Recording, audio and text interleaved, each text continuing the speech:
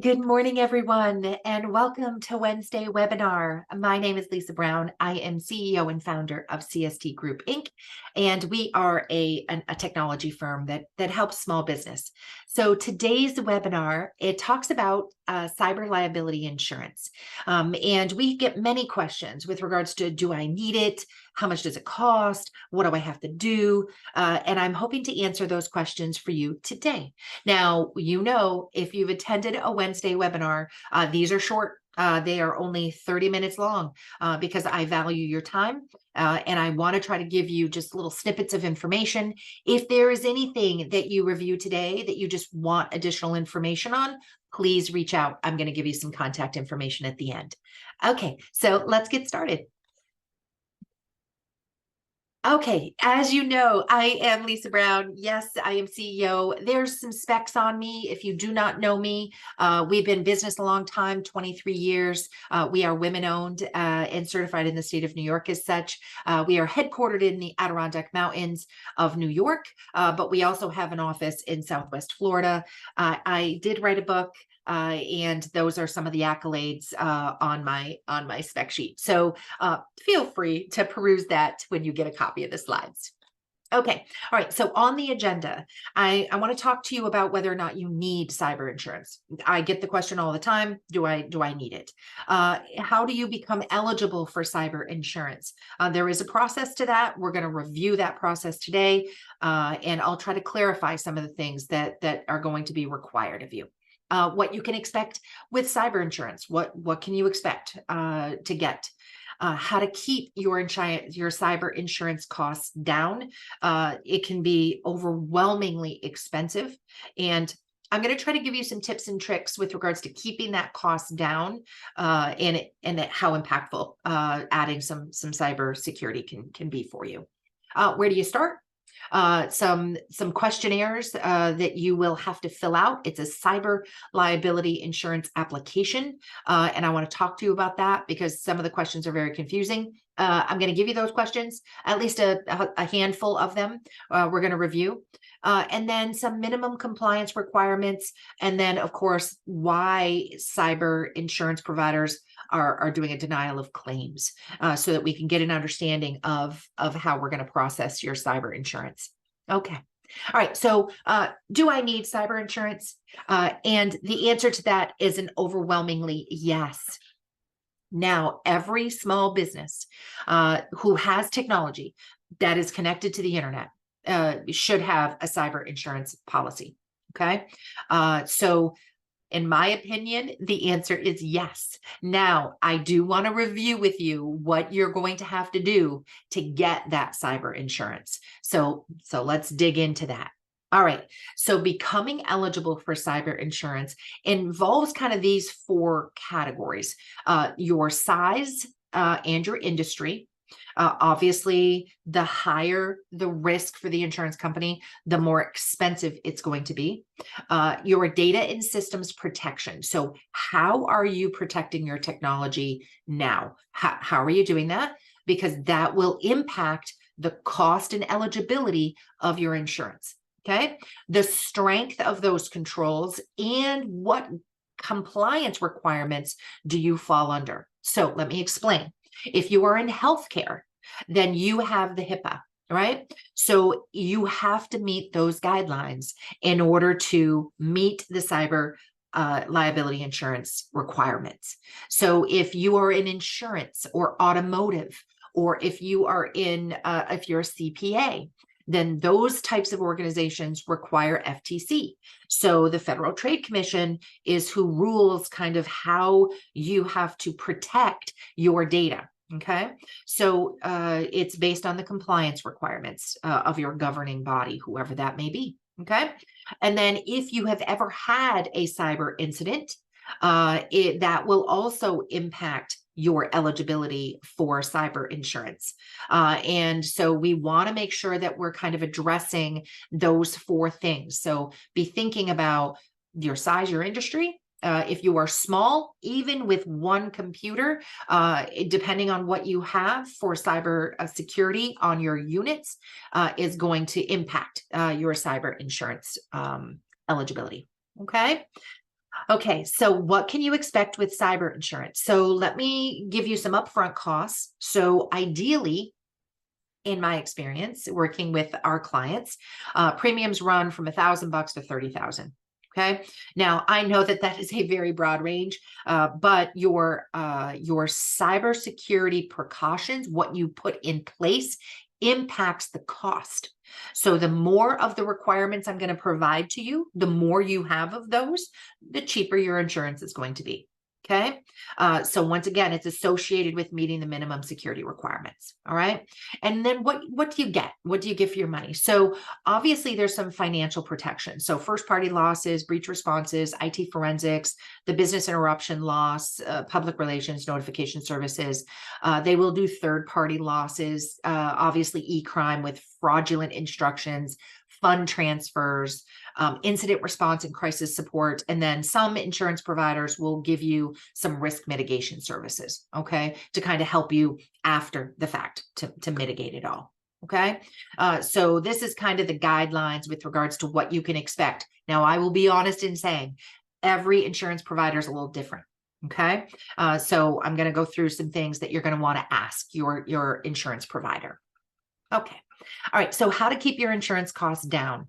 The first one is truly improve the management and mitigation of cyber threats. So my role as an IT provider to my client is truly to make sure that I'm providing you with the proper tools to secure your systems, right? The more that my client allows me to put into place, the lower your risk is. Right. And that's my job. My job is to lower your risk of getting an attack. And the least I can make it, the better you're going to be with regards to your cyber insurance policy. Okay. Obviously limit cyber claims.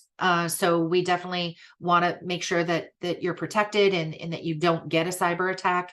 And that's how you can keep your costs down. And then of course the market, we really can't control that, but insurance has its own list of the market risk of what they're finding kind of throughout the country. So improved market conditions will always keep those cyber insurance costs down. Okay. All right. So where do you start? So step number one is always going to be to contact your insurance provider. Okay. Now, I work with many insurance providers, and I have talked to them in length with regards to, hey, what are your recommendations on a cyber policy? I always will send my client, if they do not have a cyber liability insurance policy, when I start working with them, I will say, please talk to your insurance provider. We want to make sure that you're getting some cyber liability insurance in place. Okay. All right. So when you talk to your insurance provider, step one for them is going to be to send you an application. That is going to be step one. Now, this is an annual thing. So you'll do it at the renewal of your insurance policy. So it's not a one and done, you're good, sign out. This is a questionnaire that you're going to have to answer to every year at your policy's renewal. Okay. All right. So I want to review with you some of the common questions that are on a cyber liability application questionnaire. Okay. And the reason I want to do this is because I need you to understand what they're going to be asking you to put into place. Now, we will never be dishonest on the cyber liability insurance questionnaire. However, I have worked with companies who I've reviewed their cyber liability insurance policy, and during the questionnaire, during the application process, they answered yes to everything. They just went down and said, yes, I've got that. Yes, I've got that. Yes, I've got that. And unfortunately, that was not completely the truth. And so you cannot answer the questions improperly. If you do not know the answer, then you're going to want to reach out to your IT provider, whether that be me or whether that be your individual IT provider. That's fantastic, but they should be able to give you some guidance on these questions. Okay, so let's get started. Common questions is, does your organization have a cybersecurity policy in place? Okay, now that's the actual document. You need to have it on file. It needs to be distributed to every employee so that they understand what they have the ability to do and what they don't have the ability to do. So it's just basically your cybersecurity policy. Okay. We have a template that we provide to our clients so that they can at least have a starting point, but a cybersecurity policy should be in place. Okay. Now that's easy, right? It's just a document that you have to add to your HR. Okay. All right. Do you limit remote access to all your systems? So if you do have somebody that's working remote, do you limit their access to what they have? Okay. I know since COVID, obviously we have a lot of people that are working remote. They just never did go back to a brick and mortar location. So we just want to evaluate whether you're limiting access. Okay. This is a big one for us, and I know everybody hates it, but do you require MFA? Now, MFA is multi-factor authentication across all users. And I should have put in there across all platforms, right? Because MFA is where you get verification of who you are, right? Whether that be a biometric print or whether that be a code to your phone, or whether that be a code to your email, or it's some type of verification, second verification of you are who you are. It is important for every login for you to have MFA attached to it. Okay.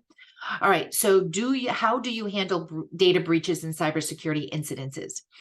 Now, the reason that's red is because that's a relatively new question for some insurance providers. Now, these are random questions, right? These are questions I've seen. I fill out, I help assist with cyber applications, and these are questions that I've seen. That one is relatively new to me, is how do you handle? Okay, that then flips into what is your security response? Do you have a plan in place? What is your disaster recovery plan? So ultimately, for most of you, you probably don't have a process in place of what happens. How do you handle it if your staff clicks on something, right? What's the process to that? So that's relatively new, and I wanted to highlight that one a little bit. Okay. Do you use endpoint protection? Now, for most of my clients, they're not going to have any idea what that is. Okay. And I'll be honest in saying that, right, we manage tech and we understand what that is. And yes, our platform has endpoint detection and response. So for our clients, that's a yes. But if you don't have us as your IT provider, then that is, you got to find that out, right? That's a piece of software that monitors the back end of what's happening with the clicks that are going on. Okay. Does the applicant collect, store, transmit, or have access to any payment card information, personal identifiable information, or protected health information? Okay. Now, I will be honest in saying, for every small business we work with, even those that are one system, that is a yes, because they take credit cards.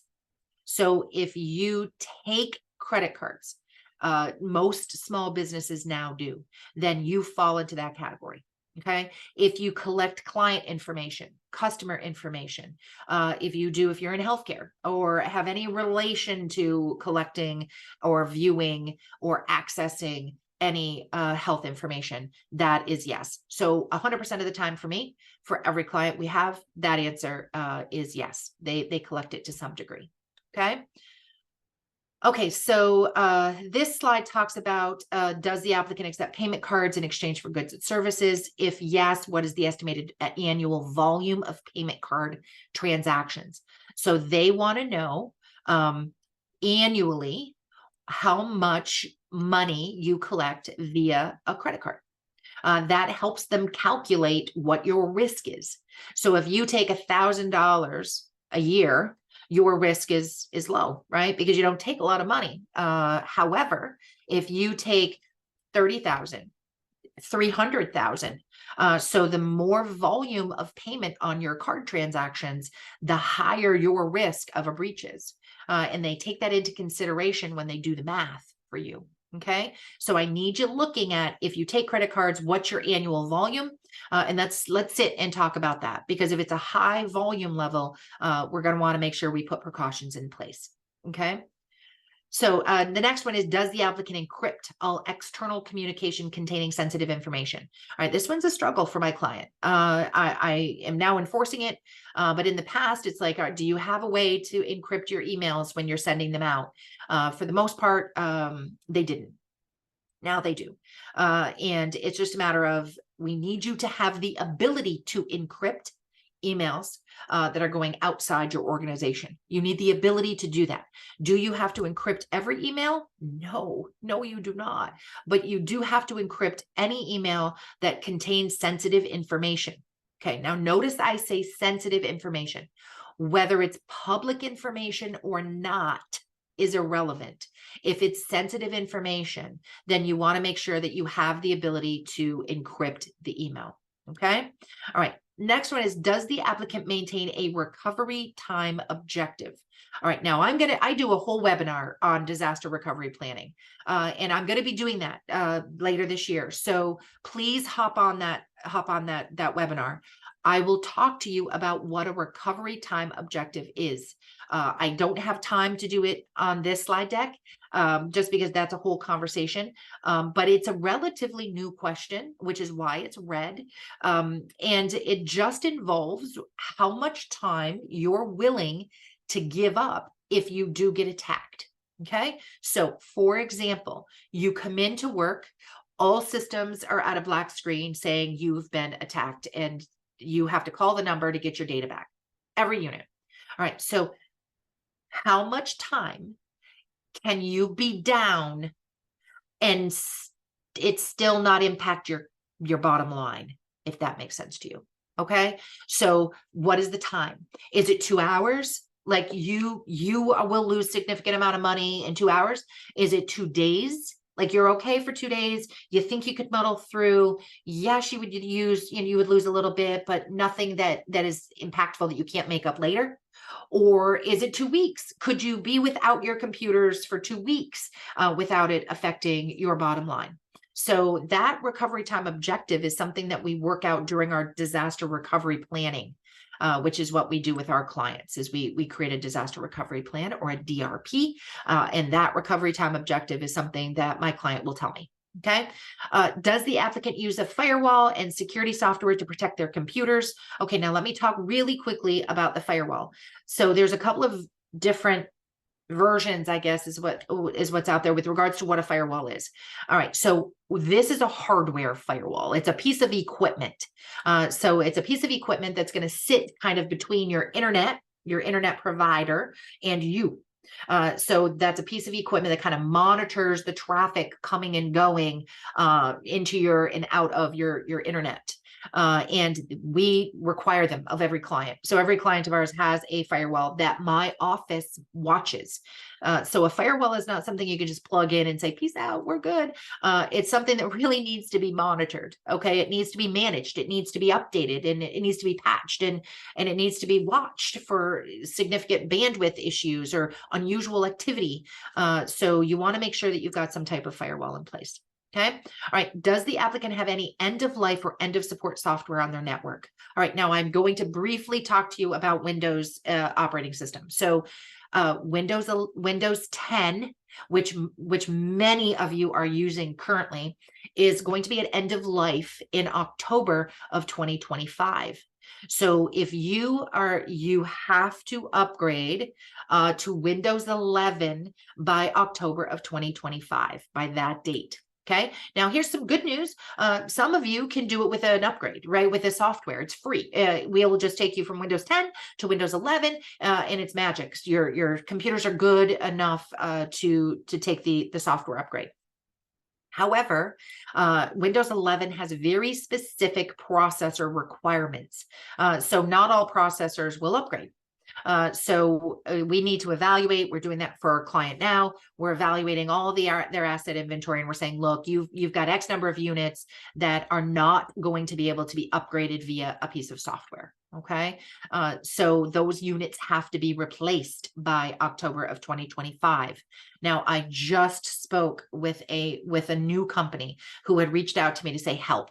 And oh my gosh, it breaks my heart, because 90% of their inventory, 90% of their computers have to be replaced by 2025.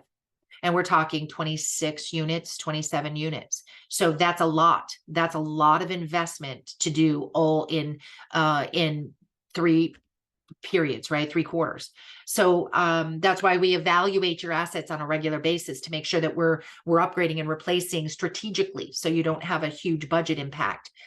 So just note to self. So we want to make sure that you're not end of life. And what I will say, just as a reminder, if you are using software from your vendors, right? So you're using somebody else's software, they're providing it to you, keep the service contracts going. So there's a lot of companies out there that truly work with a particular provider. They have a particular piece of software, and they are not strategically upgrading that software, right? They're not doing it strategically. So what happens is they're just keeping it at an old version, and then 12, 15 versions later, you're so outdated that they can't migrate your data to the new version. So please do not let your software get out of date. Do not let your contracts to that software for support get out of date. Okay. All right. So, all right. Does the applicant's agreement with third-party service providers require levels of security commensurate with the organization's information security standards? Now, once again, this is you and the companies you work with. So you are now, with your cyber liability insurance, responsible for making sure that the companies you do business with are meeting the same cybersecurity standards as you.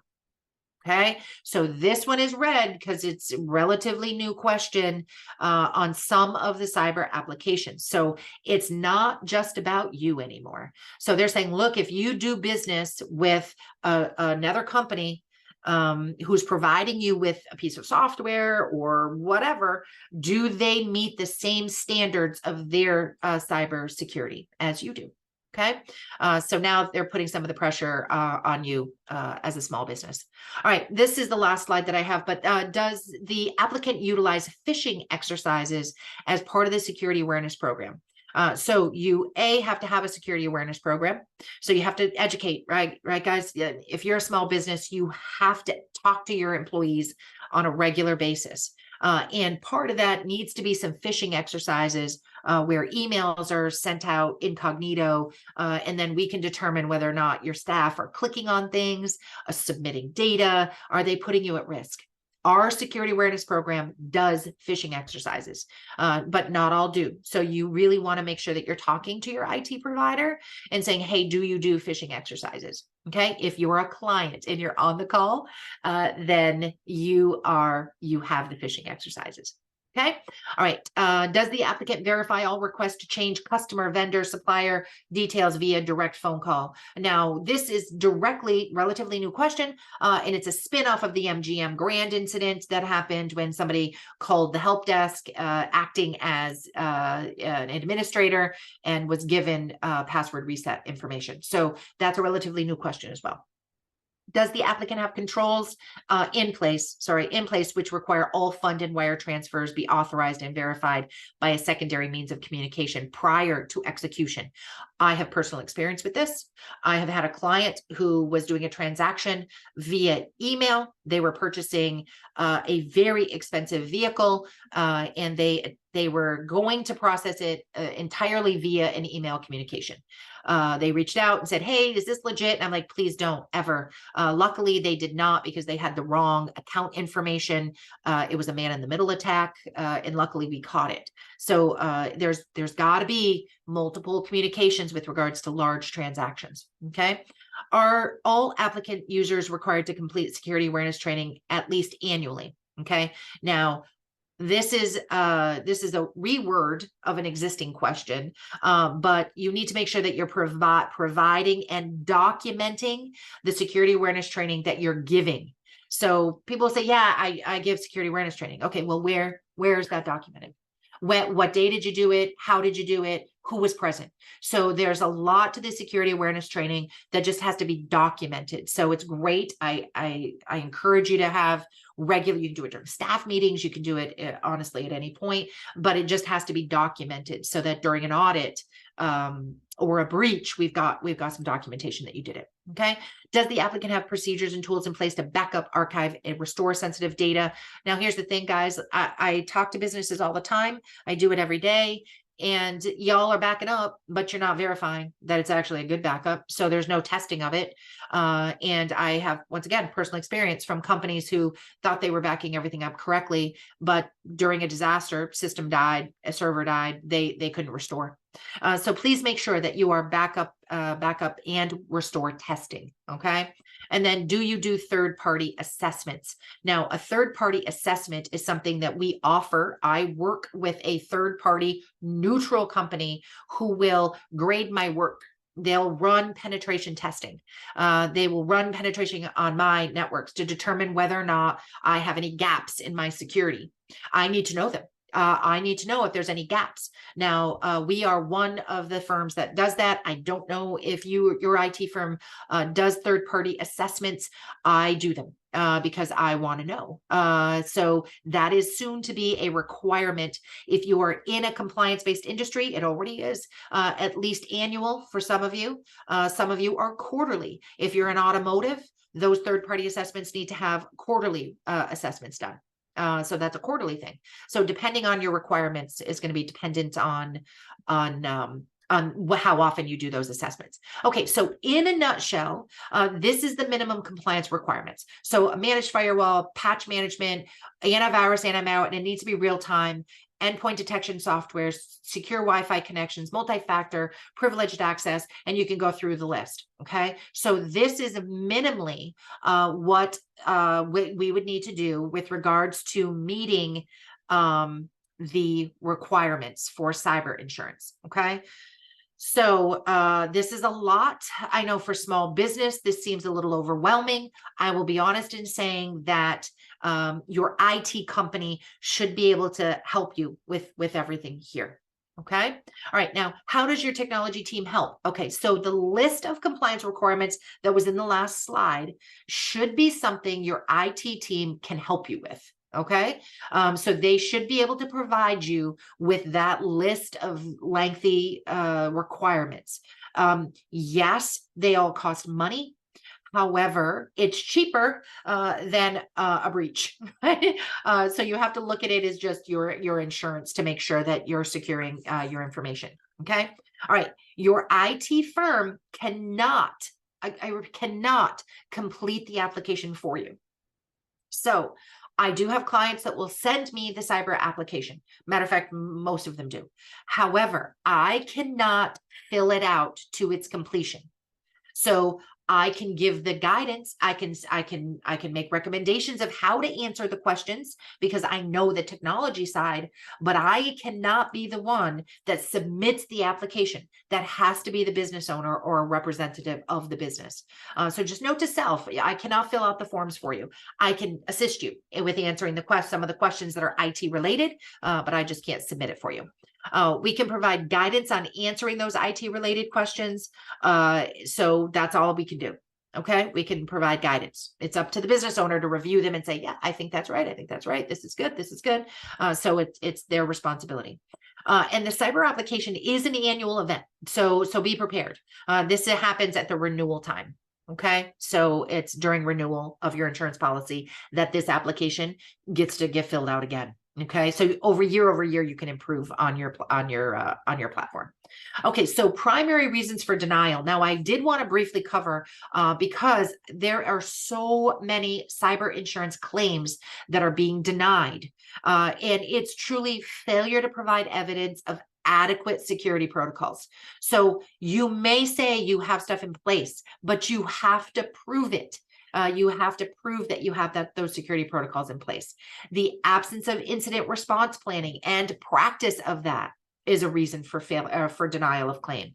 Insufficient security at the network endpoints, which means anything connected to the network, the firewall, servers, workstations, all the way down. Okay. Inadequate security practices among supply chain partners. So if you have a company that you work with who is your primary vendor, you have to talk to them about what security practices they have in place and make sure that they have the same as you. And then deficient cybersecurity education and awareness among employees. Once again, you got to document. Okay. Now, these are actually words from your policy. So coverage under a policy depends on representation the insured makes in its application and its subsequent compliance with them. Okay. Which means if you answer the questions not understanding what the question is saying to you, and it's not truthful, they will deny the claim. Okay. It is a crime to knowingly and intentionally attempt to defraud an insurance company by providing false or misleading information or concealing material information during the application process or when filing a claim. Such conduct could result in your policy being voided and subject to criminal and civil penalties. So yes, yes, the problem is insurance companies are now suing. So if you answer something dishonestly, then the insurance company may come at you. Okay. So please be careful with how you fill out the applications. Yes, I need you to do it. Yes, I need you to talk to your insurance provider and your IT team and just make sure that you're kind of filling in the gaps, checking those things off. The more you have, the less your policy is going to be. Okay. All right. So I am offering a free risk assessment. It is something that we have very limited of. I do not get a lot of these risk assessments. These risk assessments cost between $10,000 and $30,000. You can Google it. But I do have with my third party company that we work with, I do get a couple of free assessments each month. If you are interested in getting a risk assessment, please reach out to me. If you are a client who is on this call, that I'm doing this for you, right? So we'll be having conversations during our quarterly business reviews with regards to these risk assessments. So please reach out. Now, I know Sarah is on the call. I think Jess might be on the call today. So do we have any questions, Sarah? We do have a question. Can I hire CST to do a third-party assessment for my company, and how would I get the results? So yes, I encourage you to. So if you are a small business on the call, right, who is not a client of mine, and maybe you have an IT provider, right? Maybe you have somebody, but maybe you just want a spot check. Maybe you just want to make sure what is your risk? What are the gaps? We can absolutely run that assessment for you. The link is currently on your screen. So if you go to cstsupport.com/risk assessment, it'll take you to a page. You just fill it out, and then my team will be in contact. The risk assessment is relatively easy. I will simulate what it will be if you were to click a link and allow something in. So the risk assessment is actually a simulation of what would happen if you or one of your staff members were to click something in an email. Now, this is something I want you to click, right? This is running the assessment.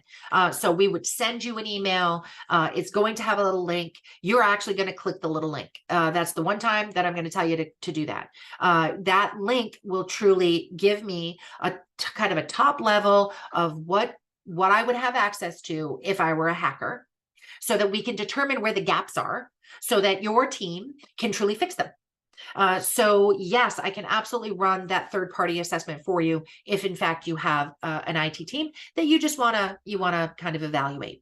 Okay. Is there anything else, Sarah? There's another question. What should I do if my current tech company is not providing my company with what is required? Okay, so my first point of contact my first suggestion would be to talk to them. Talk to them. If you are happy with your IT firm, if you're happy with them, if you believe that they're proactive, they're responsive, they seem to be doing a good job for you, then have a conversation with them. That's step number one. I would really never want, especially if you're in a contract with them, right? Contracts is a whole other thing. I'm going to be talking to you about contracts. But we want to make sure that you have a conversation with them. Now, if you are doubting your IT at all, if you're struggling, if they're non-responsive, if they're not proactive, if they don't meet with you every quarter, then call us. please give us a call. We can give you some guidance on either switching IT firms. It's not complicated. I know small businesses are afraid to get out of a bad situation with their tech team because they think the transition is going to be messy. All right. Now, it can be messy. I will be honest with you, but the mess falls on your new IT team, right? It would fall on us. And we do it. I've done it for 24 years. So we're very good at the transition part. So if you want to get out of your current IT situation and you're looking for somebody that's a little bit more proactive and responsive, please reach out. Sarah's the phone numbers for both our New York office and our Florida office are on the screen. And Sarah's email is there. She is the one that is in charge of my calendar. So she will set up an appointment for us to just have a conversation. It's free of charge. So that might help you with, I can give you some guidance. Okay. Anything else, Sarah? No more questions. Awesome. Thank you so much, guys. I did go over time just a little bit. I appreciate you all very much. Please take advantage of the risk assessment. I only have a couple. So once we run out, you would go on a wait list. So please, I will hopefully see some of you for next month's Wednesday webinar. And bye, everybody.